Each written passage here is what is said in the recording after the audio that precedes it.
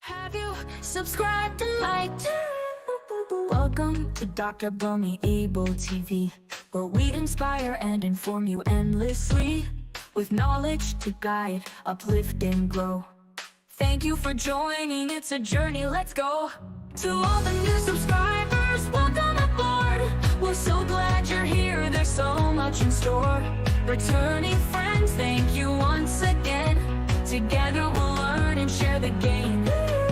From wisdom to insight, each video's a gift, helping you rise, giving your spirit a lift. So hit that subscribe, stay tuned to see all the great things on Dr. Bunmi Abel TV. To all the new subscribers, welcome aboard. We're so glad you're here, there's so much in store. Returning friends, thank you once again. Together we'll learn and share the game. To all the new subscribers, welcome aboard. We're so glad you're here, there's so much in store. Returning friends, thank you once again. Together we'll learn and share the game.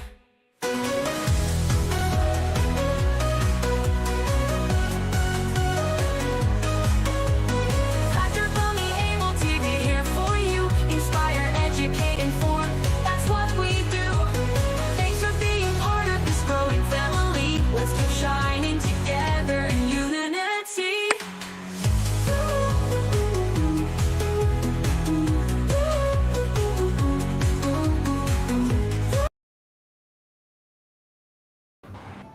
Hello, hello, hello, and hello again. Nice to see that you've been waiting. I am so sorry.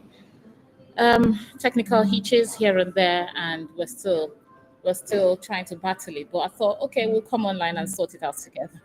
So thank you very much for joining us today. We have some parents online. I hope you can hear me. If you can hear me, give me a thumbs up, thumbs up, thumbs up. Write in the comments if you can hear me, because it's part of the check to see that you can hear me. Yes, yes, yes. We are here for parenting, and today it's about digital parenting. Digital parenting, talk one. So I've got some parents. We're not saying they're experts, we're not saying they're perfect. Neither the present person presenting to you is perfect, but we are actually learning from ourselves and seeing how we can, make it work for all parents. So here we have questions. You might have questions as well. Just put them on the screen, put them on the chat, and we will be here to sort it out together. So thank you very much for coming online. It is a pleasure to have you. I have on the screen, they're going to introduce themselves. So behind the scene, yes. Oh, you can hear me. Thank you very much. Thank you for joining in. Thank you, Mrs. Esther Sorrow and Mrs. Patricia Babatunde. Thank you very much for joining in today. So nice to have you. So I will call on today the parents who are here to talk to us about digital parenting. So there are a few questions we'll be asking them, and they will tell us, give us their opinion. So first of all, I introduce to you Grace Orugo. You are welcome. Nice to see you. Thank you very much.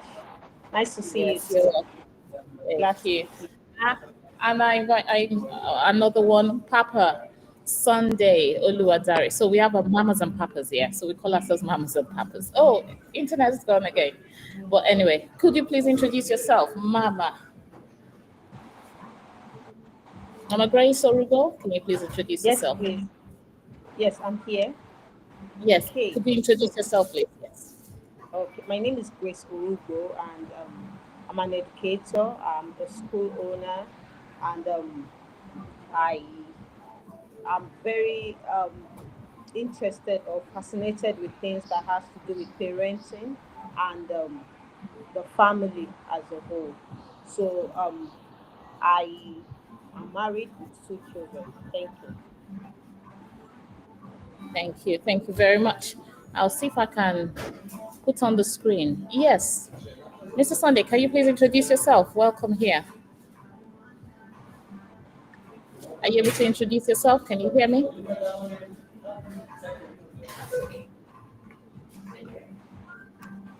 Are you able to introduce yourself? No. Okay. You can't. I don't think you can hear me. Can you hear me, Mr. Oluwadare? Okay, he can't. All right, we'll start off with questions. So thank you very much for joining us today, Ms. Grace. The first question on digital parenting is: what age do you think is appropriate for children to start using technology, and how can parents help? Over to you, Ms. Grace. Oh, we can't hear again. Can you hear me now? If you can hear me, do a thumbs up. No? You can hear me? Okay, good, good. So, yes, Mrs. Orugo, please, could you tell us at what age do you think is appropriate for children to start using technology? Oh, okay, so we are in the digital age, Yeah. and I would say that children should start using technology as soon as they are able to, discern between wrong. I would just say it's part of them, right? So we Yes. can't stop them from using technology. However, when children are small, like 2 year old, we don't want them to spend so much time on the screen. I'll Mm, share a personal experience. So when I started the school then, my children were, I have a set of twins. They were about 3 months then. And we had another child that was exactly their age mate in class. And guess what? This other child would communicate his need. I want to sleep. I want to drink water. I want to eat. But my children cannot come, they couldn't communicate their needs, right? mm, They would yeah. rather throw tantrums. They would rather cry if they need water. Then you'd start saying, "Do you need water?" So when I realized that, I discovered that I use a lot of their iPad, to just keep them busy and all, right? So I took it away, and immediately I started communicating with them, and I saw improvement. So I would say that toddlers should not be introduced to um, technology, because it will not help them get their communication skills and all Yeah. that. Yes. However, using technology is part of them, because we are in the digital age. We cannot take it away from them. True. Thank you very much. So, how can parents introduce it responsibly to them? Thank you. So for children between 2, 3, 4, they should probably use the technology minimally. After all, they cannot really handle a device like that. Yeah. Let me say they should not. They can watch TV. They can watch a program with the family when it's family time.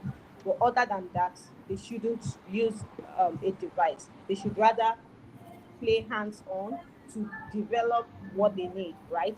To develop their emotional stability and all. So they need to be hands on, right? So Yeah. from 5, yes, I believe they can start using it, like using the mouse, knowing how to click. But you even see that children of nowadays, they don't really have issues like we did during our own time. At least many of us had to go to a computer school, but this age they don't need to, and you see them doing great with a lot of things. Yeah, true. Thank you. Thank you very much. Also helpful. So I think each child differs.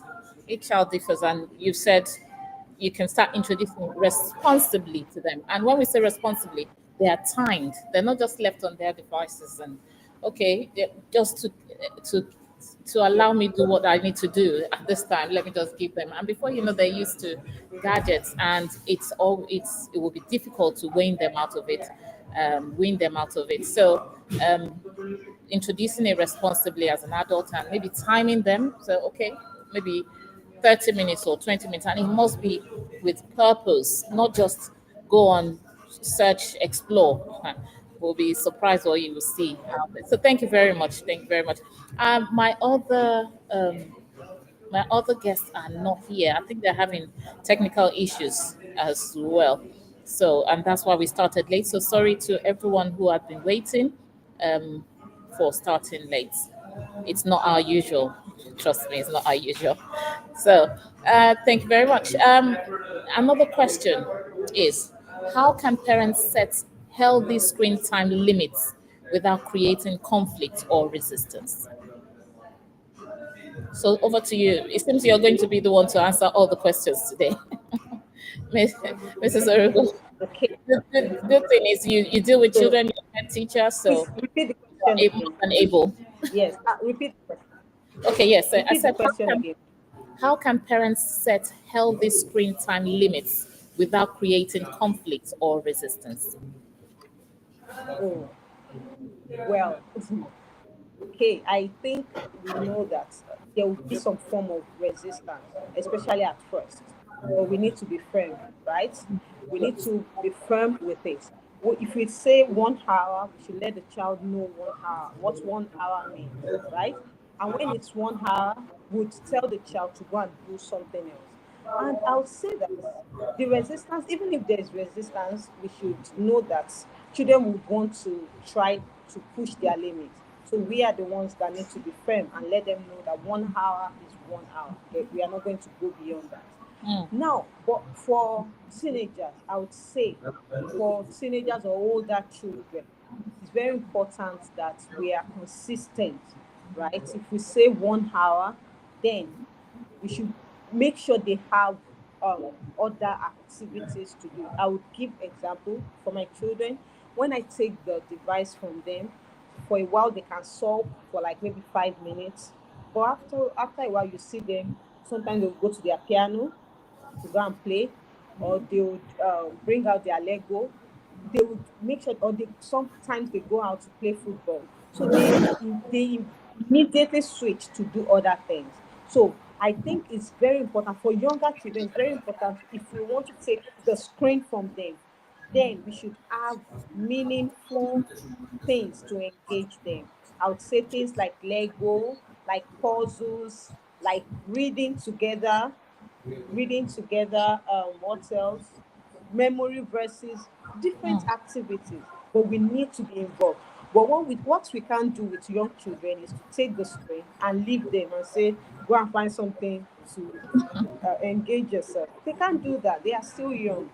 Okay, yes. so but for older children, of course, they should be able to say, okay, I'll go to play the piano, or you can even still call your older children to say, let's read together. For like a week ago, my children, when I took the device from them, and they were saying the books that we have, they've read them. Fortunately, I just got a book, The Diary of a CEO. I said, go and pick it up. After all, it looks like Diary of a Wimpy Kid. So I told them, it's got to, yes. I told them that after all, it looks so much like Diary of a Wimpy Kid. Go and pick it. And one of my children picked it up and he started reading. And he came to tell me what he read in it. So we just have to have things to replace it when we take it away from them. Yeah. So Thank you. I believe, thank you very much. Mrs. Olubanjo says, occupy them for most of the time. Yes, occupy them with, before before technology came, occupy, we used to play card games, Ludo, even reading books, like you mentioned, and so many other things. It's not just screens, and the screens that we talk about, they affect the eyesight as well. Once you, once they're too used to it, and then rays and so many, it's got its own health hazards. So I believe parents should be aware of that. So thank you very much. Thank you, Mrs. Olubanjo. Mama, she's one of us. Mama Esther Olubanjo. Thank you. Let me see if our guest is still not here. Okay. Thank you very much to those who are online. Thank you. Just please write your comments. What do you think? Do you think children should be exposed to uh, um, technology earlier than before they start school? What do you think? What's your opinion? How can parents set healthy time screen limits without creating conflict or resistance? So please put your own. We're all here to learn together. So you can type in your own opinion and what you think as well. So thank you very much. And we go on to the next question. And it's, what strategies can parents use to teach children about online safety, including protecting personal information and avoiding harmful conflicts, or well, harmful content, sorry, harmful content. I've seen it on the screen. I don't know if you can see it on the screen. I've put the question on the screen. So yes, Mrs. Grace Orubo, over to you. Okay, thank you. So, to teach children to protect their personal information, of course, they need to know what personal information we are talking about: their names, their address, their phone numbers, um, school, their school name, and all. They don't need to disclose all that online. Okay, so we need to let children know that's okay. And okay, I think for me, my children are not on social media. I would say that, let's put it out there, children shouldn't be on social media, at least for till they are like maybe older than 16. But I know that we have some children that are there doing purposeful things, right? We've seen the likes of Zuriel, Zuriel Oduwole or something. There are other children doing a lot of things purposefully on social media. I'm not talking about that. But what I mean is, children shouldn't really have an account that they are operating by themselves. But let's put that aside. For children, as we need to introduce them to the online space by teaching them things. Okay, let them know that their personal information should never be shared online. They can post if you post your picture, you don't need to put your name, you don't need to put your address, you don't need to put the name of your school where you can be traced or tracked, right? So we need to let them know, because everybody online are strangers. So when we teach them about physical strangers, we need to teach them about online space, and then we need to let them know that foot,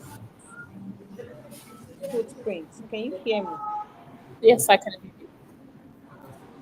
Can you hear me? Yes, Okay, so they need to yes, understand that every time we go online, we leave a digital footprint of what we are doing. So it's important we go there for things that represent us well. Because whether we go there for good or bad things, it's registered forever and it cannot be deleted.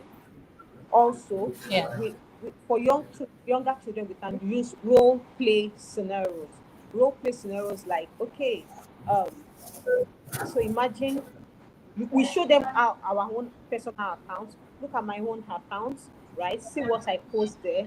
I cannot post. So we need, and that means that we need to start using it in a responsible manner, right? Then when we do that, we show them how we are doing it. Okay, see my profile, this is what I do on my profile. If we do things like what we are doing now, this stuff, our children should get to see it, that we come online to discuss meaningful things to people so that they know why we come online in the first place. Then also we need to understand that when we need to teach them the right way to come online, then we should teach them their personal things, and then of course use a safe site for them. Kido, safe search, all those things for children, to ensure that they don't come across things they are not meant to come across. Of course, YouTube Kids, I would recommend YouTube Kids for children as long as possible. My yeah, children are 12, they just started going to YouTube themselves. But I of course they need to go to YouTube. When they go to YouTube, we need to let them know that there will be some adverts that they are not really interested in. There will be some things that they are not really interested in. They should learn to ignore it and focus on why they are there. But for as long as possible, if we stick with YouTube Kids, because there are no adverts, no yeah. other things that are unsafe for children to pick. Recently, I'll share something. My children use Duolingo to learn language, and about a week back, they started putting adverts. They started showing adverts in it. And we were wondering what's going on. And they didn't used to do that before. Immediately they started that, I just told them, see, you know what? We have to leave this app for a while. But fortunately, like 3 days after, when we tried, we discovered that the adverts that were gone and it's now safe. So I think that children shouldn't be introduced to anything or any site that would show them adverts. Why? Because they can't purchase anything. Why they sharing adverts with children? They can't purchase anything. They can't do anything by themselves. If anything, it's their parents that will do it. So parents should adults can be targeted with advert, but definitely not children. Then of course we need to encourage open communication. Open communication needs to be with everything that we do. Yes. Yeah. So sometimes we could have posters like this, maybe around the house or around the school. So Yes. why it reminds them that this place you're visiting, you have to be cautious. And another thing I think is, I think that takes us to our next question, which is, how do you manage social media use for kids and teens, and what are the potential risks parents should be aware of? So, as a school owner, what have you been communicating to the parents about potential risks and how to manage social media for children? Thank you. For the potential risk are addiction, cyberbullying, then of course the issue of comparing themselves, comparison. Children, especially teenagers, they're still trying to get their identity, so they're still a bit, some of them are still a bit confused about their identity. So we don't want a situation where they are comparing themselves with other people from elsewhere. And that is very rampant on social media. It's easy for them to just see someone and think that person has a perfect life and think that their own life is doomed. But we need to let them know that things online, they don't really appear the way they are. Everybody is going through different things, right? No matter what we post online. So we need to let them know that. And of course, we need to also let them be aware of cyberbullying and every form in which it comes, right? When people make mockery of them online, or where they make fun of them, or say hurtful things to them online, they should tell someone. That's why I've mentioned encouraging open communication. They need to be open to at least be able to tell either one of their parents or at least an adult about anything they see that is disturbing online. And that's part of the education we need to give our children. When they see anything, their go-to person should always be either their parents. It should be their parents, right? We should Yes. ask them, and that's why we should ask them about things like that. So cyberbullying, comparison, then over like dependence on those things, addiction. Those are things that they need to work on. Yeah, true. Thank you very much. So, thank you to those online. Thank you for watching. Thank you for staying with us. I've had so many comments about what you said. Let me start from the beginning so that I can give you a break from to breathe. Thank you very much for finding time to join us. So, some have said occupy them. Mrs. Olubanjo says, occupy them for most of the time. It's true. There should be chores. There should be homework. There should be, even if they haven't given them homework in school, you make homework for them. With that, they have less time to say, "Oh, I'm bored," because it seems that's their anthem. It gets to a stage where they keep telling you, "Oh, I'm bored. I'm bored." So just to keep them, active, you can take them out and about, go swimming, go gym, go walking, go visiting plants and seeing different plants. Just there's so many resources out there that would keep children busy outside technology. So another one says, another suggestion is when there is nothing to do, that is why they resist. Yes, they resist giving it out, giving back the tablet or the device when there's nothing else to do and they're bored. So we should create activities for them, create time, activity time with children that will keep them occupied. Another one says teach children about safe use online, how to be safe online. It says teach them the meaning of confidentiality. Thank you, Mrs. Esther Sorrow. Teach them the meaning of confidentiality and restrict their time online. yeah, restrict their time online. Mrs. Babatunde also says, teach them that their personal details is like having a house where thieves can break in, so protect it. Yes, it's a private information, and not everyone is meant to have that information about them. And then Mrs. Bola McCarthy says there are control measures in place. Yes, there should be control measures in place. It takes me to our next question, actually, about so we've talked about to manage now. How can parents balance encouraging creativity and learning through technology? Because that's a very big one. So many will, oh, but the little children, they are now making money online, doing TikTok, doing Instagram, doing all sorts. And that's the future. So how would you as parents balance encouraging creativity and learning through technology with avoiding over dependence on screens? Over to you. Okay, thank you. I've said before, we need to introduce them to hands-on skills, right? We still need to teach our children music, learning the piano, learning to play an instrument, right? Apart from instruments, chess. Apart from chess, sports, right? Any Yeah. sport at all that they are interested in. So they need to have other things, other valuable things that they do hands on that is not technology dependent. And of course, technology is not bad. You said it. A lot of people are doing wonderful things using like what we are doing now. So we need, as we do it for them, as we introduce them to things like this, we see parents already setting up their children to start a podcast or setting them up to do something about their talent. As they do that, they should still do other things like playing the piano, Yes. dancing, Mm, swimming, those things that we used to do then. So we still need to introduce them to it so that they are not just only on technology all the time. good. Thank you. Thank you. So, teaching them, I think, is the main thing, and showing them, because even as Yeah. parents, we're stuck to our phones 24/7. And you say the children shouldn't, they'll be like, you're not living by example, and children learn from what we model to What them we see. rather Yeah. than what we say.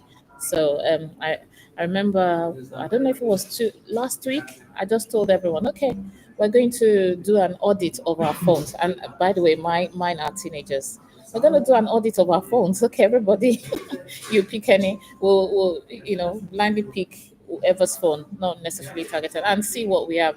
And then, so we swapped phones around and say, clean phones and all that, clean content and everything like that. And one of them checked my said, Mommy, you have how many hours was it? Was it 11 hours of screen time? And I thought, I had to find a way of defending my, this phone is my office. Everything I do is on this phone. That's why I can't get. So, but yeah, so I'm trying to reduce that. Maybe, but if I go on the computer, it's still the same thing. So yeah, like we said, we should model what we want them to, want them to see. So we should be able to go into their phones and say, how much screen time do you have? And they should be able to go into ours to see how much of screen time we have used and all of that. So in fact, sometimes I tell people, when I check some WhatsApp stuff and I see that this person, I tell people, don't send this kind of thing to me because I share my phone with my family. I share my phone. It's true. You have to put it out there. I share my phone with my family. You can't send no nonsense to me. And such people you block. Thank God for blocking and reporting and all of those things. If they're sending nonsense, you just block them. Because I tell them, what will I be explaining to my child if they see this kind of thing? And even the government is putting their weight on, so many things going on online, like nudity, pornography, and so many things. So you don't want to vie for a position in the future, and all they see is they have record of everything that's gone through your phone, and that is the digital footprint I've put on there.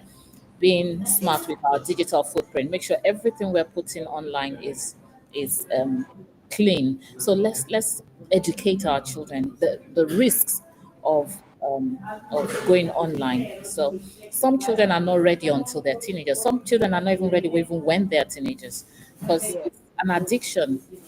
Going online is an addiction. Like they say, it's a bottomless pit. When the scrolling thing, you keep scrolling, scrolling, scrolling, it will never end. You keep scrolling on Instagram or Facebook. So we need to let them know that that's the risk, and it is very addictive. All right, thank you very much for your suggestions. Thank you to those who are online. Thank you very much. Let us know you are here. Let us know you're listening.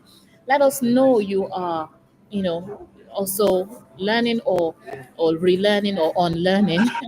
And let us know what has worked for you, because I know most of the people connected here are also adults. So please let's know what has worked for you in your own home, so we can share with other people. The essence of having this is to share with other parents, because some are stuck. And if you have any questions, please put them on, and we will see how we can solve them, talk about them. Next question is, what signs should parents watch out for to identify cyberbullying or other negative online interactions? What signs do you think they should watch? Wonderful. um, Signs: withdrawal, right? When the child is withdrawn and the child does not is just alone, right? And keeping to self.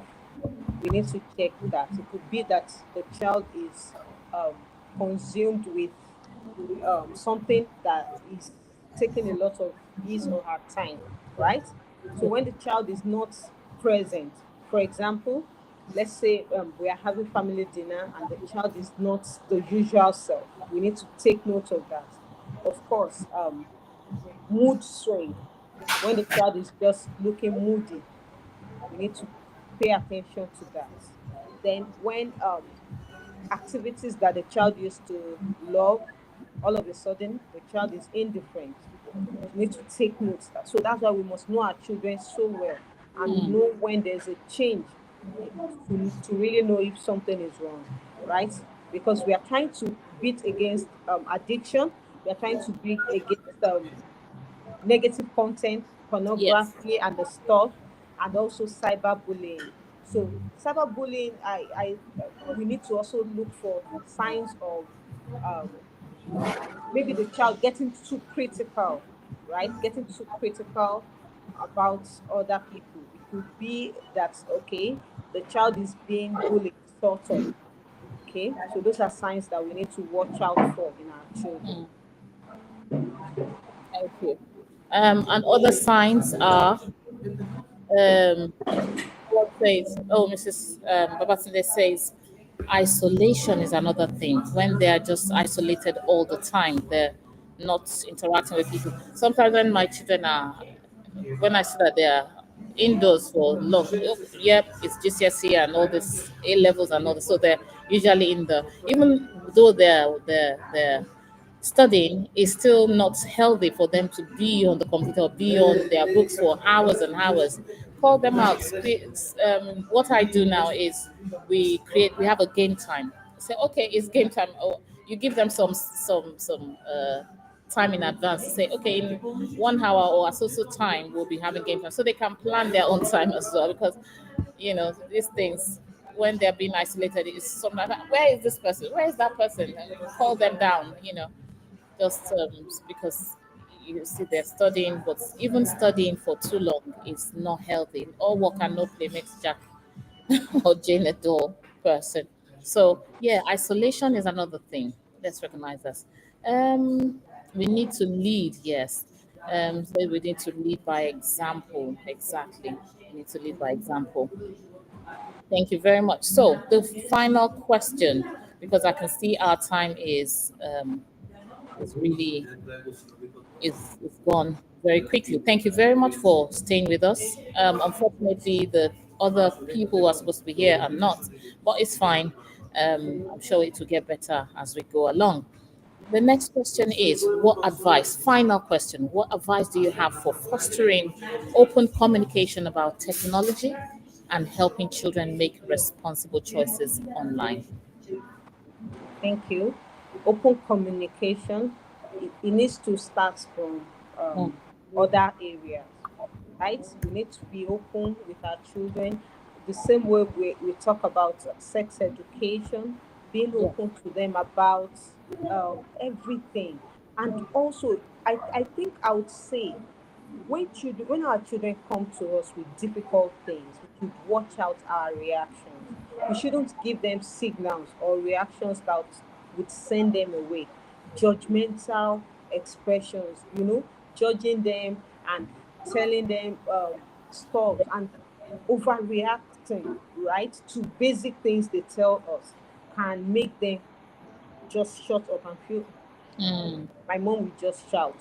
Don't let me let her shout. Let me spare her the detail. So we need to really know how to handle hard things. We Yes. should be we should not be judgmental with our children, and also unconditional love. We should let them know that no matter what they have done, our love for them remains intact, right? And we need to let them know that okay, even if though what they have done is wrong, that doesn't mean we are throwing them away. We still love them, and we are just correcting that bad behavior, right? So that open communication should be from every area. Then we bring it into technology. Our Mm. children, when they see things, who do they come to? You know, uh, we can ask them, okay, how do they deal with spam? Because sometimes, especially unless they have their school email, there's spam in most emails, especially if they have just the Gmail account. And I would Yeah. say maybe some those Gmail accounts we should please, as parents, when they are still under us, link it with our family link to be sure that they are children, and if the Gmail has their original age, for example, there are some things that will not work with it naturally. But it's just that sometimes the children try to bypass that by lying about their age so Mm. that they can go to every site that they want to. So we should ensure that if possible they should use their email address, and then we should ask questions. We should be a good listener. We should not be judgmental when they tell us hard things. Imagine your child is telling you that she has a crush, and you start telling her that come on, your life is finished. The child will say, what's mommy talking about?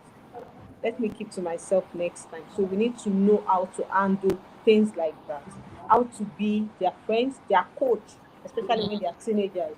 As teenagers, we don't want to be their like and be bossing them around. We need to be a coach to them, Yes. like making them. We know how coaches are to players. Let's say a team player, the coach brings them together, teach them things about teamwork, teach them things about handling failure. When they don't do well, the coach will tell them, okay, we didn't do well this time around, but you know what? Let's go on. We will keep practicing. We'll get better.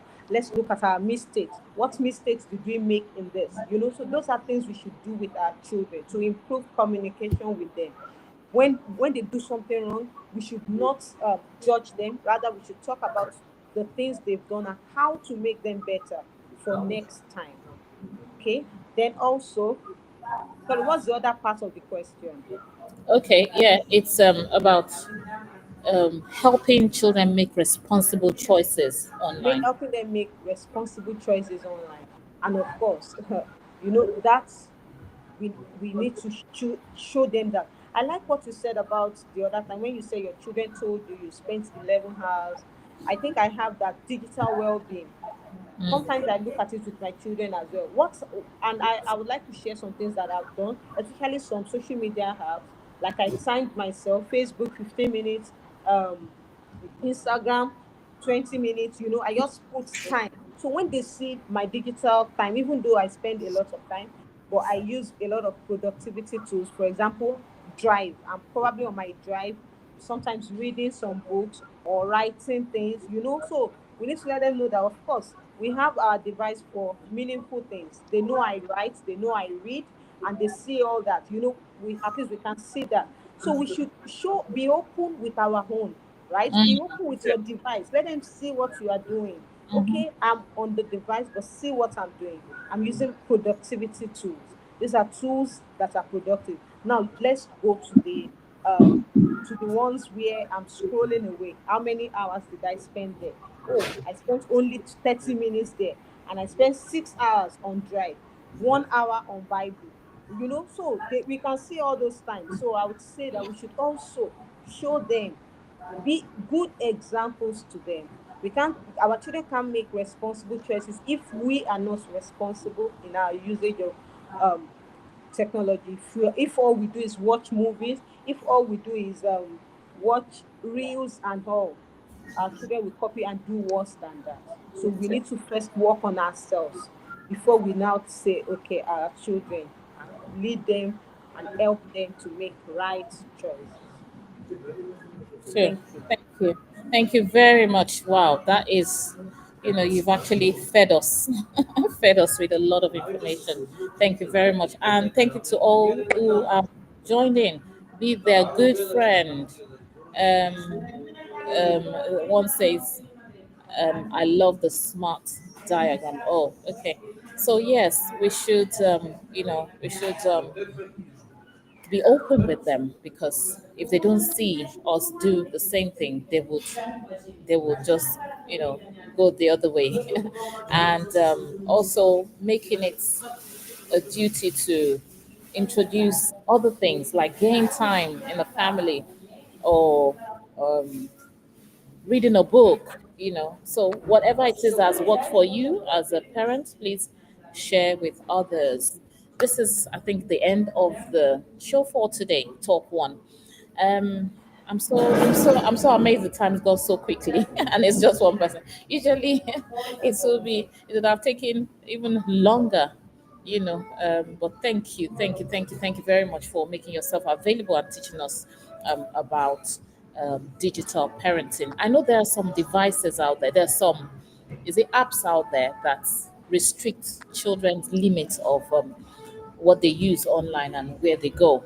So please, if you have other suggestions, please type it in the chat, type in the comments. Even after this show, if you're rewatching, just type whatever has worked for you, and let us all learn together. So thank you very much for your time. Really appreciate you. And next week, we will be talking about building emotional intelligence. Emotional intelligence, building emotional intelligence. I think that's it. That's a wrong poster there. Okay, so I'll sort that poster out. But building emotional intelligence for parenting talk too. Thank you very much. Thank you to all those who have joined. Thank you for watching. We'll see you next week, the same time next week. Thank you. Thank you, and have a good night. Thank you. Thank you. So we've heard it all. Hopefully, we'll see you next week as well. And this is where we draw the curtain for tonight and say, have a good evening. Bye bye. Have you subscribed and liked? Welcome to Dr. Bunmi Abel TV, where we inspire and inform you endlessly, with knowledge to guide, uplift, and grow. Thank you for joining, it's a journey, let's go. To all the new subscribers, welcome aboard. We're so glad you're here, there's so much in store. Returning friends, thank you once again. Together we'll learn and share the game. From wisdom to insight, each video's a gift, helping you rise, giving your spirit a lift. So hit that subscribe, stay tuned to see all the great things on Dr. Bunmi Abel TV. To all the new subscribers, welcome aboard. We're so glad you're here, there's so much in store. Returning friends, thank you once again. Together we'll learn